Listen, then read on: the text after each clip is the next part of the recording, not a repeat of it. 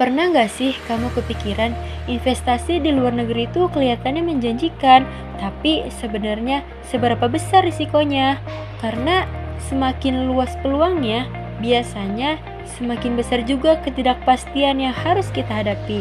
Dan disinilah pentingnya memahami risiko, bukan untuk takut berinvestasi, tapi supaya kita bisa mengambil keputusan yang lebih cerdas dan terukur. Ketika seorang investor mulai melirik investasi ke luar negeri, ada satu hal penting yang harus disadari, bahwa lingkungan investasinya tuh berbeda dengan dalam negeri. Bukan cuma beda mata uang, tapi juga beda sistem, beda kebijakan, bahkan beda stabilitas negara. Kita mulai dari yang paling mendasar, yaitu risiko negara. Risiko negara ini berkaitan dengan kondisi suatu negara, baik dari sisi ekonomi, politik, maupun sosial. Bayangin, kamu punya dua pilihan investasi. Yang satu berada di negara yang ekonominya kuat, pemerintahannya stabil, dan kebijakan yang konsisten. Yang satu lagi berada di negara yang sering mengalami konflik dan perubahan aturan yang tidak terduga. Secara logika, kita pasti lebih percaya dengan negara yang stabil, kan? Nah, itulah inti dari risiko negara. Contoh nyatanya cukup banyak, mulai dari perubahan tarif pajak yang tiba-tiba, regulasi yang berubah, sampai pembatasan penukaran mata uang. Bahkan, dalam kondisi ekstrim, ada risiko seperti penyitaan aset tanpa kompensasi atau gangguan operasional akibat konflik internal. Jadi, di sini kita bisa lihat bahwa risiko investasi itu bukan cuma dari perusahaannya, tapi juga dari lingkungan negaranya. Selain risiko negara, ada juga yang disebut sebagai risiko nilai tukar. Ini sering dianggap sepele, padahal dampaknya bisa cukup besar. Misalnya, kamu investasi di Jepang dan mendapatkan keuntungan dalam bentuk yen. Secara nominal, mungkin terlihat besar, tapi ketika kamu konversi ke rupiah, hasilnya bisa berbeda tergantung kondisi kurs. Kalau nilai yennya melemah terhadap rupiah, maka nilai yang kamu terima jadi lebih kecil. Sebaliknya, kalau yennya menguat, kamu justru bisa mendapatkan keuntungan tambahan. Menariknya, perubahan nilai tukar ini bisa terjadi tanpa ada kaitan langsung dengan kinerja investasi kamu. Artinya, meskipun investasi kamu berjalan dengan baik, hasil akhirnya tetap bisa berubah karena faktor eksternal. Jadi, dalam investasi internasional, kita tidak hanya berhadapan dengan satu risiko, tapi dua sekaligus. Nah, setelah memahami berbagai risiko tadi, muncul pertanyaan penting. Bagaimana cara kita menilai apakah suatu negara itu aman atau beresiko? Menjawab itu, ada berbagai lembaga internasional yang memang fokus melakukan penilaian risiko negara. Mereka menggunakan berbagai indikator seperti pertumbuhan ekonomi, stabilitas politik, tingkat konflik, hingga akses ke pasar keuangan global. Semua faktor ini kemudian dirangkum dalam bentuk skor. Semakin tinggi skornya, berarti semakin rendah tingkat risiko negara tersebut. Negara-negara seperti Swiss, Jerman, dan Belanda biasanya berada di peringkat atas karena memiliki sistem ekonomi yang kuat dan stabilitas yang tinggi.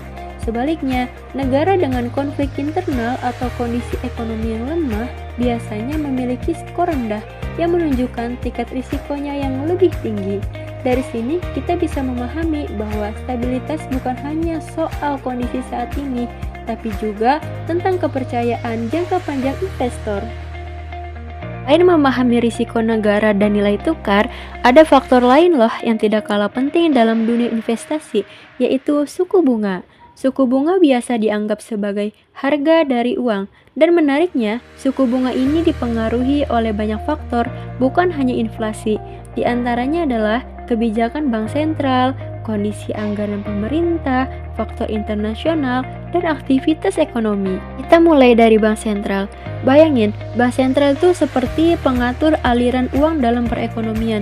Ketika mereka ingin mendorong pertumbuhan ekonomi, jumlah uang beredar akan ditambah. Akibatnya, suku bunganya cenderung turun, sehingga orang lebih terdorong untuk meminjam dan berinvestasi. Namun, jika jumlah uangnya terlalu banyak, hal ini bisa memicu inflasi. Sebaliknya, jika bank sentral ingin menekankan inflasi, mereka akan mengurangi jumlah uang yang beredar, yang biasanya menyebabkan suku bunga naik. Menariknya, kebijakan ini lebih cepat terasa pada suku bunga jangka pendek dibandingkan jangka panjang. Faktor dalam investasi yaitu ada defisit anggaran pemerintah. Ketika pemerintah mengeluarkan lebih banyak uang daripada yang diterima, maka terjadilah defisit. Untuk menutupinya, pemerintah harus mencari dana tambahan, biasanya dengan meminjam.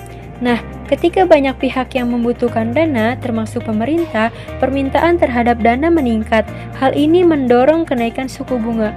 Sebaliknya, jika pemerintah mengalami surplus, tekanan terhadap suku bunga bisa berkurang. Dalam ekonomi global, kondisi suatu negara sangat dipengaruhi oleh negara lain.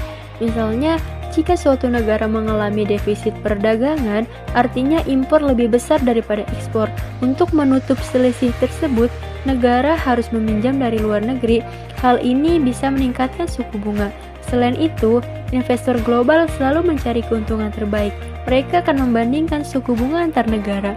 Jika suku bunga di suatu negara lebih rendah, mereka bisa memindahkan investasinya ke negara lain. Akibatnya, suku bunga di negara tersebut bisa terdorong naik kembali. Jadi, pergerakan suku bunga itu sebenarnya dipengaruhi oleh dinamika global. Ini adalah aktivitas bisnis atau kondisi ekonomi.